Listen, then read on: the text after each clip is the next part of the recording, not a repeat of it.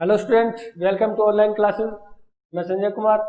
हम जो plus two का इकोनॉमिक्स का जो चैप्टर पढ़ रहे थे, देखो हमने पढ़ी थी पूर्ति की अवधारणा। हमने मांग की अवधारणा, जो कंसेप्ट ऑफ डिमांड था, कंसेप्ट ऑफ जो सप्लाई था, उसको हम कंप्लीट कर चुके हैं। उसके बाद हमने जो पढ़ा था मांग की कीमत लोच, उसके बारे में हम कर चुके हैं।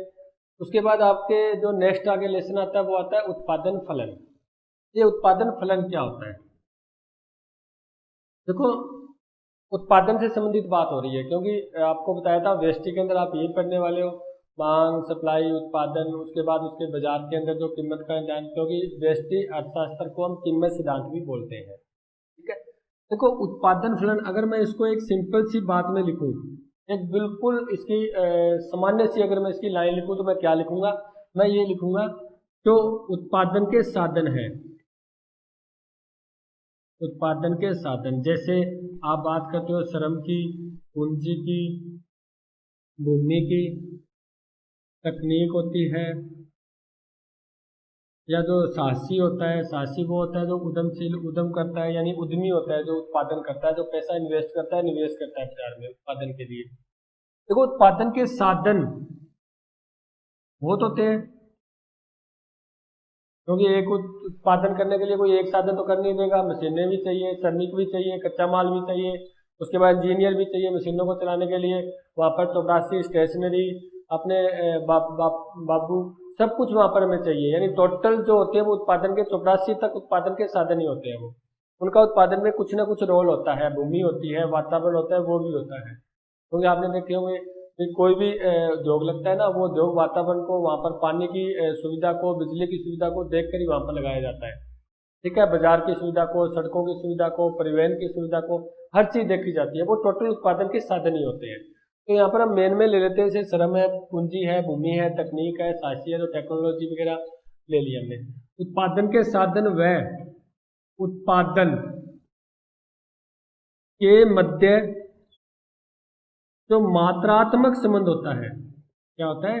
मात्रात्मक संबंध होता है, उसे बोलते हैं हम उत्पादन फलन। ये बात ध्यान रखना, ये मात्रात्मक संबंध होता है। मात्रा ही तो होती है। जैसे आपके बुक के अंदर एक एग्जांपल दिया दिया है, उसको करते हैं। देखो, मात्रात्मक संबंध कैसे है। जैसे मैं कहूं भी 1 मीटर कपड़ा बनाना है,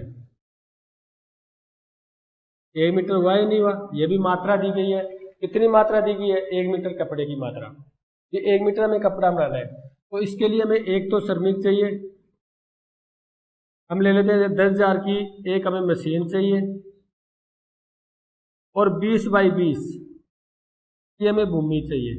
यानी 20 मीटर चौड़ी और 20 जो आपकी की लंबाई और चौड़ाई के बारे में बात करते हैं, यानी 20 × 20 की आपको भूमि चाहिए। इसका मतलब ये सारी मात्रा ही तो है। देखो, उत्पादन के साधन श्रमिक है, मशीन है, भूमि है, इनकी मात्रा दी गई है।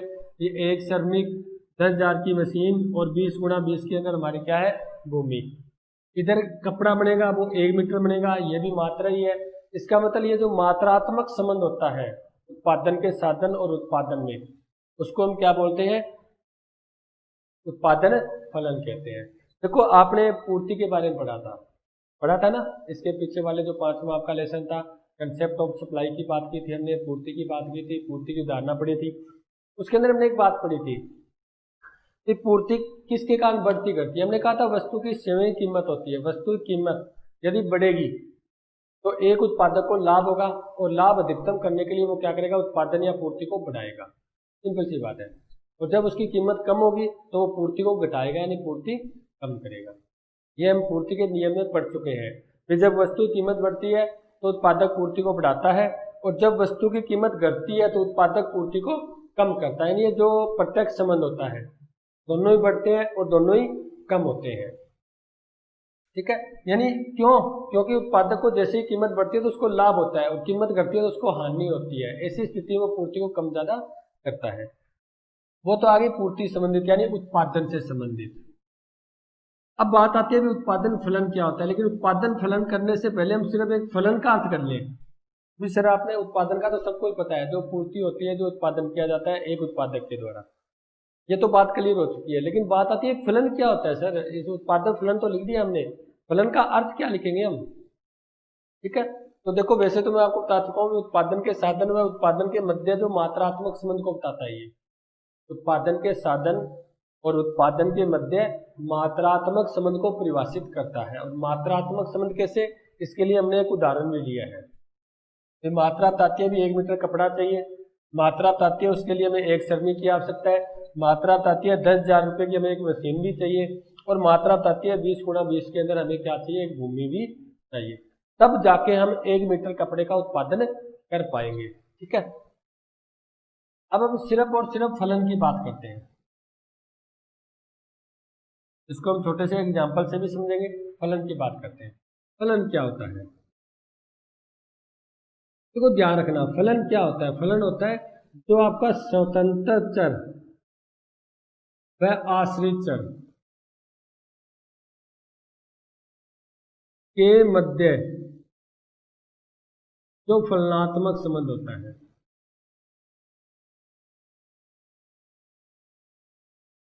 देखो स्वतंत्र चर और आश्रित चर के मध्य फलनात्मक संबंध होता है। अब ये स्वतंत्र चर और आश्रित चर होता क्या है, इसके बारे में एक क्लास में आपको थोड़ी बहुत चर्चा भी कर चुके हैं हम। इस स्वतंत्र चर कौन सा होता है, आश्रित चर क्यों कौन सा होता है, इसको स्वतंत्र चर क्यों बोलते हैं, इसको आश्रित चर क्यों बोलते हैं। चलो अब एक छोटा सा एग्जाम्पल लेते हैं, स्वतंत्र और आश्रित चर को पढ़ते हैं। क्या चीज है ये, देखो मैं यहाँ पर एक समीकरण लिखता हूँ, x बराबर फलन ब्रैकेट y। ये मैंने एक समीकरण लिख दिया यहाँ पर कि जो x है वो फलन है y का। कैसे, ध्यान रखना, मैंने आपको ये बताया था, जो पहले अपने सिंपल सी अपनी भाषा में बात करें, अपने बुक की भाषा छोड़ते तो मैं क्या लिखूंगा, जो पहले परिवर्तन होता है, जो पहले परिवर्तन होता है वह स्वतंत्र चर होता है, और जब उसके कारण यानी जो पहले परिवर्तन हुआ है उसके कारण अन्य परिवर्तन होते हैं, अन्य वस्तु के दो या कुछ भी अन्य वस्तु में जो परिवर्तन होते हैं उसे बोलते हैं हम आश्रित चर। किसके कारण, जो पहले जो परिवर्तन हुआ है उसके कारण जो दूसरा परिवर्तन हो रहा है उसे बोलते हैं हम आश्रित चर। यानी पहले परिवर्तन होगा उसके कारण जो परिवर्तन हो रहा है उसे बोलते हैं हम आश्रित चर। जैसे हम ये तो ले लिया, चलो हम इसको हिंदी में लिख लेते हैं। मैं बोल देता हूं यहाँ पर पूर्ति, और मैं लिख देता हूं फलन इसका कीमत का। देखो अब इसको देख लो आप, बिल्कुल सिंपल है, मैंने हिंदी में लिख दिया इसको, अपने एफ वाई एक्स को छोड़ दिया। देखो हमने पढ़ा था पूर्ति का नियम, पढ़ा था, क्या पढ़ा था, पूर्ति का नियम। उसके अंदर हमने क्या पढ़ा था, जब वस्तु की कीमत बढ़ती है तो पूर्ति बढ़ेगी, और जब वस्तु की कीमत घटती है तो पूर्ति घटेगी। यानी जो पूर्ति और कीमत में प्रत्यक्ष संबंध होता है, सीधा संबंध होता है। अब देखो जब वस्तु की कीमत बढ़ती है, मैंने ऐसे कहा था, जब वस्तु की कीमत बढ़ती है तो उत्पादक उसकी पूर्ति बढ़ा देता है। देखो पहले परिवर्तन कौन हो रही है, कीमत, और कीमत के कारण पूर्ति बढ़ रही है। ध्यान से देखो, पहले कौन परिवर्तन हो रही है, कीमत, और मैंने क्या लिखा है, जो पहले परिवर्तन होता है वो स्वतंत्र चर होता है। इसका मतलब कीमत क्या है, स्वतंत्र चर है, स्वतंत्र चर है। अब कीमत के कारण कौन परिवर्तन हो रहा है, पूर्ति। कीमत के कारण कौन परिवर्तन हो रहा है, पूर्ति। इसका मतलब जो पूर्ति है वो क्या है, आश्रित चर है। आश्रित चर कह सकते हो, परतंत्र चर भी बोल सकते हो। क्यों, क्योंकि पूर्ति है वो किस पर आश्रित है, वो कीमत पर आश्रित है। पूर्ति किस पर आश्रित है, कीमत पर आश्रित है। कीमत परिवर्तन होगी तो पूर्ति परिवर्तन होगी, अगर कीमत ही नहीं परिवर्तन होगी तो पूर्ति परिवर्तन नहीं होगी। बात समझ रहे हो, तो कीमत यदि परिवर्तन होगी तो ही पूर्ति परिवर्तन होगी, अगर कीमत नहीं परिवर्तन होगी तो पूर्ति परिवर्तन नहीं होगी। इसका मतलब पूर्ति किस पर डिपेंड करती है, कीमत पर डिपेंड करती है, इस पर आधारित है या इस पर आश्रित है। इसी कारण एक बात आप नॉर्मल देख लेना, जो ब्रैकेट के अंदर होता है वो हमेशा स्वतंत्र चर होता है, और जो ब्रैकेट के बाहर होता है वो क्या बताता है, वो आश्रित चर होता है, फलन बताता है इन दोनों के मध्य संबंध को, इन दोनों के मध्य संबंध को, यानी पूर्ति और कीमत के मध्य जो संबंध होता है वो उसका फलन होता है। अब आपको पता है कैसा संबंध है, सीधा संबंध है, प्रत्यक्ष संबंध है, वो उसका फलनात्मक संबंध है। पूर्ति और कीमत में कैसा संबंध है, सीधा, प्रत्यक्ष या एक ही दिशा का संबंध है। इस चीज को हम पूर्ति के नियम में पढ़ चुके हैं, तो यहाँ पर ध्यान रखना। अब इसकी बात करूं तो इसके अंदर आपसे पूछो, बताओ जी कौन सा इसमें स्वतंत्र चर है और कौन सा इसके अंदर आश्रित चर है, तो आप आंसर क्या दोगे, y है वो तो स्वतंत्र चर है और y के कारण परिवर्तन होता है x, वो आश्रित चर है या परतंत्र है, परतंत्र चर है। यानी पर होता है दूसरे पर आधारित होना, ये दूसरे पर आधारित है, जो व्यक्त वाला है उस पर आधारित है, जो स्वतंत्र चर है उस पर आधारित है। तो समझ गए होंगे आप कि स्वतंत्र चर कौन सा होता है, आश्रित चर कौन सा होता है, बस इसका आंसर यही है। फिर स्वतंत्र चर और आश्रित चर के मध्य जो फलनात्मक संबंध को बताता है, ये कह सकते हो संबंध को बताता है। स्वतंत्र चर और जो आपका आश्रित चर उनके मध्य जो फलनात्मक संबंध को बताता है आपका फलन, कि किस प्रकार उनमें संबंध होता है, कैसे स्वतंत्र चर परिवर्तन होता है, उसके बाद कैसे जो आश्रित चर है वो कैसे परिवर्तन होता है। इसी प्रकार हम एक उदाहरण और ले सकते हैं, जैसे हमने मांग की उदाहरणा पढ़ी थी। अब मैं मांग का फलन लिख दूं कीमत के साथ। अब मैं बता दूं मांग और कीमत में कैसा संबंध है, जो फलन लिखा है वो तो ये बताता है मांग और कीमत में जो फलनात्मक संबंध को दर्शाता है ये कैसा संबंध है, आप कहोगे विपरीत या प्रतिलोम संबंध है। क्यों, क्योंकि कीमत इसमें स्वतंत्र चर है और जो मांग है वो क्या है, इसमें आश्रित चर है। इसका मतलब पहले कीमत परिवर्तन होती है फिर मांग परिवर्तन होती है। हमने मांग का नियम पढ़ा था ना, कीमत बढ़ने पर मांग कम हो जाती है और कीमत घटने पर मांग बढ़ जाती है। इसी फलनात्मक संबंध को हम आपका फलन दर्शाता है, ठीक है, कीमत और मांग में। इधर कीमत और पूर्ति में इधर मैं आपको बता चुका हूँ कौन सा स्वतंत्र चर होता है कौन सा आश्रित चर होता है। इसका मतलब फलन वो होता है जो स्वतंत्र और आश्रित चरों के मध्य संबंध को बताता है। स्वतंत्र चर और आश्रित चरों के मध्य जो संबंध को बताता है वो क्या होता है, फलन होता है। अब बात करते हैं उत्पादन फलन की, ये क्या है। इसका मतलब उत्पादन फलन के लिए आपको क्या क्या करना पड़ेगा, मैं नॉर्मल सी बात बता देता हूँ आपको। इसके अंदर आपको कीमत को स्थिर रखना पड़ेगा, कीमत को ध्यान में नहीं रखना। जो आपका उत्पादन फलन है उसमें कीमत को ध्यान नहीं रखना, बल्कि क्या रखना है, उत्पादन फलन के लिए आपको करना है उत्पादन के साधन, एक बार हम पढ़ भी चुके हैं, उत्पादन के साधन व उत्पादन के मध्य संबंध को। अब इसके बारे में थोड़ी बहुत आपको मैं बातें बता देता हूँ, जो आपके बार बार शब्द आएगा तो उस शब्द को पता होना चाहिए। देखो साधन होते हैं, इसको हम क्या बोलते हैं, पढ़त भी बोलते हैं। क्या बोलते हैं, पढ़त। इसको बोलते हैं आगम, इसको बोलते हैं इनपुट, ठीक है। उत्पादन को बोलते हैं निर्गत यानी आउटपुट। समझ रहे हो, क्योंकि मैं बार बार अगर इनपुट कहूंगा आउटपुट कहूंगा तो आपको पता होना चाहिए। इनपुट होता है जब हम साधनों को इन यानी लेके है ना, देखो आपने कभी देखा है कंप्यूटर के अंदर इनपुट के कुछ यंत्र होते हैं, उसके द्वारा हमारी जो बात होती है वो कंप्यूटर में पहुंचती है, उससे हमें जो प्राप्त होता है, जो सूचना प्राप्त होती है वो आउटपुट होती है, क्योंकि आउटपुट के कुछ यंत्र होते हैं। इसी बार आप कृषि में देख लो, जब हम वहाँ पर इनपुट करेंगे यानी वहाँ पर बीज बोएंगे, उसकी हम जितनी भी आवश्यकता होती है वो पूरी करेंगे, पानी सिंचाई वगैरह करेंगे, तभी तो हमें आउटपुट देगा यानी निर्गत देगा, उत्पादन निर्गत यानी उससे जो उत्पादन होगा, ठीक है। तो जो साधन होते हैं वो होते हैं पढ़त होते हैं, इनपुट होते हैं, और जो आपका उत्पादन होता है वो निर्गत या आउटपुट होता है, यानी जो अपने उत्पादन के साधन आपने लगाए हैं, उत्पादन के साधन आपने लगाए हैं उससे जो आपको उत्पादन हो रहा है वो आपका आउटपुट है। तो उत्पादन के साधनों से तो उत्पादन होगा, क्या बिना साधनों के उत्पादन कर देंगे। मैं कह दूं जी मैं एक मशीन ले आता हूँ घर पर, क्या मशीन लाने से उत्पादन हो जाएगा क्या। मैं कह दूं जी मैं अकेला श्रमिक ले आता हूँ, क्या श्रमिक अकेला उत्पादन कर देगा। मैं कहता हूँ कच्चा माल ले आता हूँ, क्या कच्चा माल उत्पादन हो जाएगा। मैं कहता हूँ जी एक तकनीक ले आता हूँ, क्या अकेली तकनीक उत्पादन कर देगी। यानी सभी की आवश्यकता होगी, मशीनों की, तकनीक की, टेक्नोलॉजी की, साहस्य की, भूमि की, पूंजी की, श्रमिक की सभी की आवश्यकता पड़ेगी और सभी मिलकर क्या करेंगे, उत्पादन करेंगे। इसका मतलब उत्पादन होता है वो उत्पादन के साधनों का फलन होता है। उत्पादन होता है वो उत्पादन के साधनों का फलन होता है। इसको मैं एक फलन के रूप में लिख देता हूँ, एक समीकरण में लिख देता हूँ, ध्यान से देखना।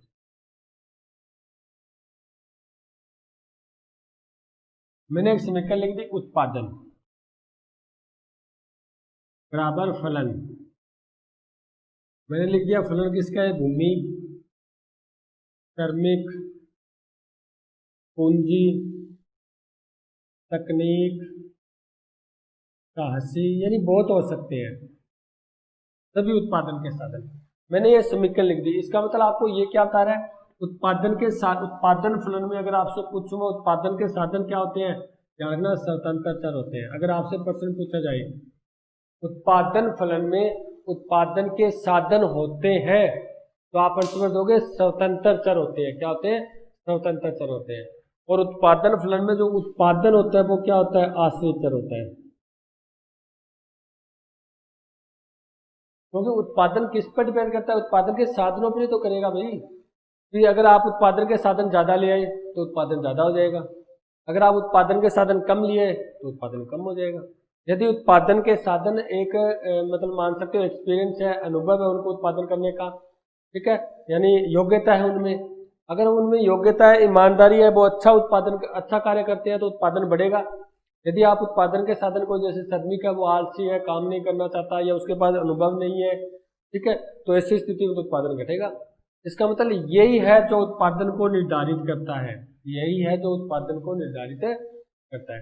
जैसे मैं एक छोटा सा एग्जांपल लूं, मैंने क्या किया, एक मशीन ले आया, मैं 2 श्रमिक ले आया, एक मेरे पास भूमि भी है, मैंने पूंजी भी लगवा दी, यानी मेरे पास तकनीक भी है। जब मैंने ये काम किया तो मेरे मान लेते हैं 100 मीटर कपड़ा उत्पादन हुआ, 100 मीटर कपड़ा उत्पादन हुआ। अब मैंने जैसे ही मान लेते हैं यहाँ पर मैं चेंज कर देता हूँ, अब मैं 2 श्रमिक ले आता हूँ, मैं 2 मशीनें ले आता हूँ, 4 श्रमिक ले आता हूँ, भूमि को बढ़ा देता हूँ, पूंजी को भी बढ़ा देता हूँ और तकनीक भी नहीं ले आता हूँ। क्या ऐसी स्थिति में उत्पादन बढ़ेगा नहीं क्या? जब मैंने उत्पादन के साधनों को दुगना कर दिया, उत्पादन के साधनों को दुगना कर दिया तो उत्पादन तो बढ़ेगा भाई। तो पहले तो 2 जने ही काम करने वाले थे, श्रमिक थे, इसके कारण उत्पादन 100 मीटर कपड़ा ही हो रहा था। अब 4 श्रमिक हो गए तो उत्पादन तो बढ़ेगा ही। इसका मतलब जैसे ही आपने उत्पादन के साधनों में परिवर्तन किया, उत्पादन के साधनों में परिवर्तन किया, वैसे ही क्या होता है, उत्पादन में भी क्या हो जाता है, परिवर्तन हो जाता है। इसका मतलब पहले परिवर्तन किसमें किया, उत्पादन के साधनों में, और इसमें जब पहले परिवर्तन किया, इसी कारण मैंने आपको लिखाया था वो स्वतंत्र चर होता है। इसके कारण ये परिवर्तन हुआ, इसका मतलब ये दूसरी बार परिवर्तन हुआ, इसके कारण परिवर्तन हुआ, इसके कारण ये क्या कहलाता है, आश्रित चर कहलाता है। बात समझा नहीं, फिर समझे? तो उत्पादन फलन क्या होता है, आप आंसर दोगे जी, उत्पादन के साधनों में। ये उत्पादन फलन हमें क्या बताता है, उत्पादन फलन बताता है उत्पादन के साधनों में, जैसे भूमि है, श्रम है, तकनीक है, पूंजी है, वह उत्पादन यानी इनपुट और आउटपुट के मध्य जो संबंध को दर्शाता है या फलनात्मक संबंध को बताता है उत्पादन फलन। तो दोनों में कैसा संबंध है, और आप देख सकते हो प्रत्यक्ष या सीधा ही संबंध है, क्योंकि यदि उत्पादन के साधन ज्यादा लेके आएंगे तो उत्पादन भी ज्यादा होगा, उत्पादन के साधनों को कम करेंगे तो उत्पादन भी क्या होगा, कम होगा। ऐसा होता है कि उत्पादन के साधन तो हमने घटा दिए, उत्पादन बढ़ जाता है, कभी नहीं होता। उत्पादन के साधनों को बढ़ा दिया लेकिन उत्पादन घट जाता है, ऐसा थोड़ी होता है। उत्पादन के साधन या मशीनें ज्यादा लेके आएंगे तो उत्पादन ज्यादा होगा, या उत्पादन के साधन श्रमिक हम कम लेके आएंगे तो उत्पादन कम होगा। आप देख लो अपने खेतों में जब काम करवाते हैं, जब एक श्रमिक लेके जाते हैं तो एक दिन काम कम होता है, अगर वहां पर हम 2 श्रमिक ले जाए तो खेतों में काम ज्यादा ही होगा, क्योंकि 2 जने मिलकर ज्यादा काम करेंगे। तो कहने का मतलब ये क्या बताता है आपको, उत्पादन के साधन और उत्पादन यानी इनपुट और आउटपुट के मध्य संबंध को दर्शाता है। इनपुट और आउटपुट के मध्य क्या करता है, वो संबंध को दर्शाता है, ठीक है। और उत्पादन फलन की आपको समीकरण बनानी है तो ये बनाना, हिंदी में लिख देना, कोई दिक्कत नहीं है। इंग्लिश में इनका आप इसको शॉर्ट रूप में भी लिख सकते हो, जैसे मैं लिख देता हूँ, U बराबर फलन भूमि, श्रमिक, पूंजी, तकनीक, साहसी, यानी इस प्रकार लिख सकते हैं, कोई दिक्कत नहीं है। वो आपको बताता है उत्पादन, एफ बताता है आपको फलन, भूमि, भू बताता है भूमि, श्रय बताता है श्रमिक, पू बताता है पूंजी, तय बताता है तकनीक, सा बताता है आपको साहसी। यानी ऐसा कर सकते हो, कोई दिक्कत नहीं है। आप इसको वैसे भी लिख सकते हो, उत्पादन क्यू ले लेते हैं बराबर एफ, जैसे श्रमिक ले लिया हमने, जैसे पूंजी ले ली हमने, ठीक है, जैसे हमने तकनीक ले ली, उसके बाद जैसे भूमि ले ली हमने, उसके बाद बस, यानी इस प्रकार भी आप इसको परिभाषित कर सकते हो, कोई दिक्कत नहीं है। वो आप पर डिपेंड है भी आप कैसे याद करोगे इसको। ध्यान आपको सिर्फ इतना ही ध्यान रखना है, जो उत्पादन के साधन है वो स्वतंत्र चर होता है, वो पहले परिवर्तन होते हैं, और जो उत्पादन होता है वो उत्पादन के साधनों के कारण परिवर्तन होता है। यानी जो पहले परिवर्तन होता है उत्पादन के साधन वो तो होते हैं स्वतंत्र चर, इनपुट होता है पहले परिवर्तन, उससे जो आउटपुट आता है। फिर मैंने आपको एक बात कही थी अभी, कंप्यूटर जब तक हम इनपुट ही नहीं देंगे, यानी जब तक हम कंप्यूटर में कुछ प्रोग्राम चलाएंगे नहीं, तो क्या उससे हम आउटपुट ले सकते हैं? कुछ इन्फॉर्मेशन या निर्देश नहीं ले सकते हम उससे।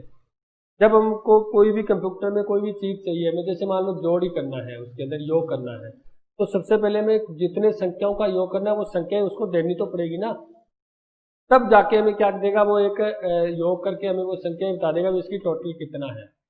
तो कहने मतलब पहले इनपुट होती है फिर आउटपुट होती है। मैं कहता हूँ जी मैं उत्पादन कर रहा हूँ, तो सीधा उत्पादन थोड़ी करूंगा, उत्पादन के साधन तो चाहिए मेरे को, तभी तो उत्पादन करूंगा मैं। तो उत्पादन के साधन ही नहीं लाए और मैं कह रहा हूँ कि उत्पादन कर रहा हूँ, तो कहाँ से उत्पादन कर रहा हूँ, किससे उत्पादन कर रहा हूँ? मैं अकेला थोड़ी उत्पादन कर दूंगा। अगर मैं वास्तव में उत्पादन कर रहा हूँ तो मैं भी एक साधन के रूप में हूँ, क्योंकि वो साहसी होता है, उद्यमी होता है, वो भी क्या होता है, एक उत्पादन का साधन ही माना जाता है, ठीक है। और इसके अंदर ध्यान रखना, इसके अंदर हम सिर्फ उत्पादन के साधन और उत्पादन की बात कर रहे हैं, इसका मतलब वस्तु की कीमत इसमें नहीं ली जाती, वस्तु की कीमत इसके अंदर नहीं परिभाषित की जाती। वस्तु की कीमत के साथ संबंध मत कर देना, क्योंकि वस्तु की कीमत के साथ संबंध है वो पूर्ति के साथ है। हमने जो 5वां लेसन पढ़ा था पूर्ति की अवधारणा, कंसेप्ट ऑफ सप्लाई, उसके अंदर हमने कीमत के साथ लिया था। यहाँ पर आपको कीमत को नहीं लेनी, यहाँ पर आपको उत्पादन और उत्पादन के साधनों को ही लेना है, उत्पादन और उत्पादन के साधनों को ही। देखो इसके बाद आपके कुछ मान्यताएं आती है, उत्पादन फलन की मान्यताएं तो आपको पता ही है, जो आवश्यक बातें होती है, ठीक है, लेकिन वो हमें बाद में समझ आएगी। सबसे पहले हम इसका एक टॉपिक और है वो करते हैं। मान्यताएं वैसे तो आपको समझ आए, सिर्फ आपको उत्पादन के साधन और उत्पादन में संबंध को देखना है, बाकी कीमत वगैरह स्थिर रखनी है आपको, ठीक है। लेकिन हमें उससे पहले एक बात करनी चाहिए ताकि वो समझने में आसानी रहे हमें।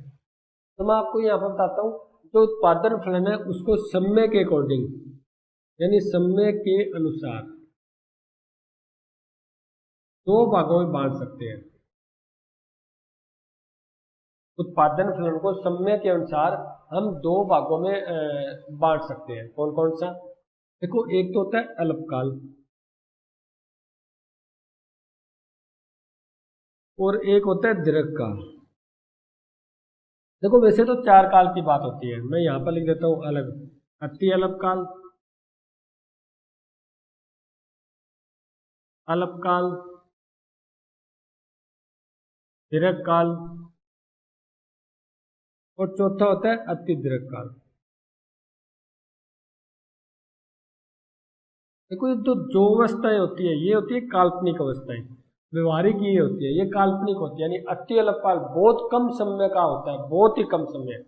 जैसे आज ही अभी की बात हो रही है, तो अब मैं कहाँ से श्रमिक ले आऊंगा, कहाँ से उत्पादन के साधन ले आऊंगा? इसका मतलब अति अल्पकाल में कोई भी साधन परिवर्तन नहीं होता, इसका मतलब उत्पादन ही परिवर्तन नहीं होगा। हाँ समझ रहे हो? ये अति अल्पकाल होता है उसी टाइम का बात, और उसी टाइम मान लिया आज मेरे को कह दीजिए आप श्रमिक लेके आओ, मशीनें लेके आओ, आप कच्चा माल कहाँ से लाऊंगा इतनी जल्दी? मेरे को कुछ टाइम तो चाहिए ना, तभी तो जाके मैं श्रमिक की व्यवस्था कर सकता हूँ, कच्चे माल की व्यवस्था कर सकता हूँ, कोई नई मशीन ला सकता हूँ, ठीक है। तो ऐसी स्थिति में क्या होता है, मैं कुछ भी परिवर्तन नहीं कर सकता, मैं कुछ भी परिवर्तन नहीं कर सकता, परिवर्तन होता ही नहीं है किसमें? उत्पादन के साधनों में, उत्पादन के साधनों में। तो जब परिवर्तन ही नहीं होता तो उत्पादन परिवर्तन नहीं होगा, इसका मतलब ये तो उत्पादन फलन में आएगा नहीं। तो उत्पादन फलन तो बताता भी उत्पादन के साधनों में परिवर्तन करेंगे तब उत्पादन में परिवर्तन होगा। यहाँ पर तो उत्पादन के साधनों में परिवर्तन हो ही नहीं रहा, होगा भी नहीं उत्पादन के साधनों में परिवर्तन। दूसरी बात करें हम अति दीर्घ काल की, ये बहुत बड़ा समय होता है, बहुत लंबा समय होता है। ये तो समझिए ना, अल्प माने होता है कुछ, थोड़ा समय, दीर्घ बहुत लंबा समय, यानी बहुत लंबा, 100,000 वर्षों की बात हो रही है। अब इसके अंदर शास्त्री कहते हैं जो हमें एक दिन का ही पता नहीं है। अभी कई बार ये जो होते हैं ना दर्शन शास्त्री फिलोसफर होते हैं, वो कहते हैं जब बंदा एक पैर उठाता है दूसरे पैर की आस नहीं है, हो सकता है वो उसको कभी भी उसकी डेथ हो सकती है, मृत्यु हो सकती है। तो ऐसी स्थिति में अति दीर्घ के बारे में क्यों सोचे हम, कि उसके उस समय तो क्या पता क्या परिवर्तन होगा, नई सभ्यता ही आ जाए या पूरी धरती नष्ट हो जाए। तो ऐसी स्थिति की हम चर्चा नहीं कर सकते। तो हम बात करेंगे अल्पकाल और दीर्घकाल की। देखो अल्पकाल होता है ना, वो कम समय की बात होती है, समय तो होता है लेकिन कम समय होता है, ठीक है। ऐसी स्थिति में हम क्या कर सकते हैं, सभी साधनों को परिवर्तन नहीं कर सकते। जैसे मैंने बात की थी उत्पादन फिल्म में, साधन लिया था मैंने, भूमि ली थी, मैंने पूंजी ली थी, मैंने श्रमिक लिया था, तकनीक ली थी, काशी लिया था, यानी बहुत से उत्पादन साधनों की हमने बात की थी, ठीक है। अब कहते जी अल्पकाल है और आपको उत्पादन बढ़ाना है, इसके कारण आपको उत्पादन के साधन लेके आने पड़ेंगे। तो ऐसी स्थिति में क्या आप भूमि और इतनी जल्दी भूमि भी ले लोगे क्या, इतनी जल्दी पूंजी नई तकनीक ले आएंगे, नहीं ले पाएंगे। क्यों? क्योंकि समय अल्प है, कम है समय। तो हम क्या कर सकते हैं, श्रमिक वगैरह पूंजी वगैरह को परिवर्तन कुछ कर सकते हैं। यानी जैसे मान लो आज मेरे को कह रहे जी कल हमें उत्पादन बढ़ाना है, परसों बढ़ाना है, तो आप ऐसे करो, तो मैं एक दिन मेरे को मिला है तो मैं आराम से श्रमिक की व्यवस्था कर सकता हूँ। यहाँ तो नहीं कर सकता क्योंकि बहुत कम समय है, लेकिन अगर मेरे को एक दो दिन मिल जाए तो मैं श्रमिक की व्यवस्था कर सकता है, नहीं कर सकता, कर सकता हूँ। कच्चे माल की मैं व्यवस्था कर सकता हूँ, लेकिन एक दिन में मैं तकनीक को नहीं बदल सकता। मैं कह दूं पूरी जो हमारी तकनीक, जो हमारी फर्म है उसकी पूरी बिल्डिंग नहीं बदल सकता मैं, ऐसा नहीं पूरे का पूरा खाका चेंज कर दूं, ऐसा नहीं कर सकता मैं। ऐसे थोड़ी है 2 दिनों के अंदर मैं बिल्डिंग ही ढा दूंगा, उसके बाद नई बिल्डिंग बना दूंगा, नई तकनीक ले आऊंगा, बड़ी बड़ी मशीनें ले आऊंगा, ऐसा नहीं हो सकता, ठीक है। इसका मतलब इनमें हम परिवर्तन नहीं कर सकते, लेकिन जो श्रमिक है उसमें तो परिवर्तन कर सकते हैं ना। इसका मतलब आप क्या आंसर दे सकते हो, आंसर ये दे सकते हो जो अति अल्पकाल होता है ना, उसमें कुछ साधन तो होते हैं परिवर्तनशील, कुछ साधन तो होते हैं परिवर्तनशील, और जो कुछ ऐसे साधन होते हैं जिनको हमें स्थिर रखना पड़ता है, कुछ साधन होते हैं स्थिर। इस चीज को आपको ध्यान रखना, अति अल्पकाल की यही परिभाषा है, यही इसका अर्थ है कि कुछ तो होते हैं स्थिर और कुछ होते हैं परिवर्तनशील, उसे क्या बोलते हैं, अल्पकाल बोलते हैं। इसके अंदर अगर आप उत्पादन फलन बनाना चाहो, मैं इसके दो साधन लेकर मैं उत्पादन फलन बनाता हूँ। उत्पादन क्यू बराबर एफ, फलन क्या बताता है, मैं एल और आपको टी लिख देता हूँ, यानी जो श्रमिक और तकनीक है, ठीक है। अब आपको ये पता है भी दोनों को हम परिवर्तन नहीं कर सकते, दोनों को परिवर्तन नहीं कर सकते। अगर हमें उत्पादन बढ़ाना है तो परिवर्तन तो करना पड़ेगा, क्योंकि उत्पादन फलन कहता है जब तक आप उत्पादन के साधनों में परिवर्तन नहीं करोगे तब तक उत्पादन में परिवर्तन नहीं होगा। तो मैं क्या करूंगा, एक जो मैं बढ़ा सकता हूं उसको तो परिवर्तन करूंगा, और जो नहीं बढ़ा सकता उसको रखूंगा स्थिर। ये ध्यान रखना, इसकी ये समीकरण है। आपको क्या करना है, एक को तो रखना है परिवर्तनशील, एक को रखना है स्थिर, और स्थिर का आपको ये डेश लगानी है। अब आपको ये उत्पादन फलन क्या बता रहा है, ये बता रहा है भी श्रमिक तो परिवर्तन हो रहा है और जो टी है, जो तकनीक है, वो स्थिर है। इसका मतलब ये अल्पकाल की बात हो रही है, इसकी बात हो रही है अल्पकाल की, ठीक है। इसको आप ऐसे ही परिभाषित कर सकते हो, और अगर आप चाहो तो ऐसे भी परिभाषित कर सकते हो। ये इसकी परिभाषा है, ये इसका अर्थ है। इसका मतलब आपने एक को तो इसने परिवर्तन रखा और एक को आपने क्या रखा, स्थिर रखा, क्योंकि उत्पादन तो बढ़ाना पड़ेगा। उत्पादन बढ़ाएंगे तो सभी में तो परिवर्तन नहीं कर सकते हम, क्योंकि हमारे पास समय कम है। तो जिसमें कर सकते हैं उसमें हम परिवर्तन करेंगे, और जिसमें नहीं कर सकते उसमें नहीं करेंगे, यानी कर ही नहीं सकते क्योंकि समय बहुत कम है। जैसे मैंने आपको एग्जाम्पल दिया, मेरे को 2 दिन दे दे भी आप पूरी फर्म की बिल्डिंग चेंज कर दो, तकनीक ले आओ, तो मैं कहाँ से कर दूंगा। हाँ, अगर मेरे को एक दिन का मिल जाए भी आप कच्चा माल या श्रमिक ले आओ तो उसकी व्यवस्था हो सकती है, ठीक है। उसके बाद नेक्स्ट पढ़ते हैं हम दीर्घकाल, वो क्या कहता है।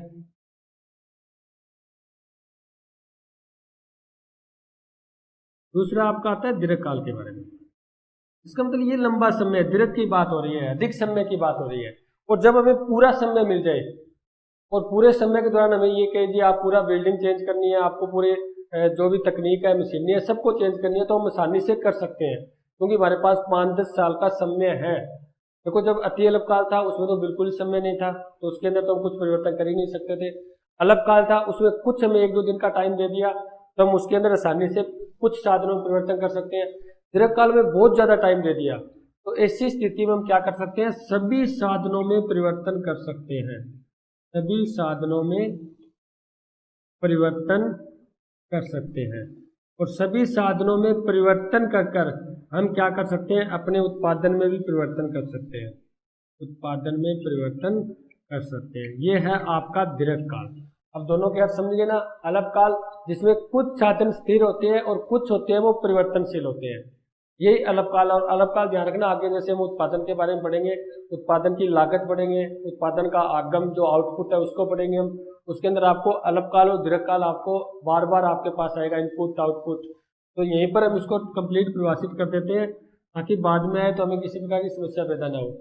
तो दीर्घकाल जिसमें सभी साधनों में परिवर्तन हम कर सकते हैं। जैसे मैं इसका अगर उत्पादन फलन की समीकरण लिखनी चाहूँ तो क्या लिखूंगा, उत्पादन बराबर फलन एल और के लिया। इसका मतलब इसके अंदर मैं किसी भी साधन को स्थिर नहीं रखूंगा, उसमें मैंने क्या एक साधन को स्थिर रखा बस। अगर एक साधन को स्थिर, एक साधन को परिवर्तनशील तो आप समझ दोगे अल्पकाल, और जब दोनों ही साधन परिवर्तनशील तो आप समझ दोगे दीर्घकाल।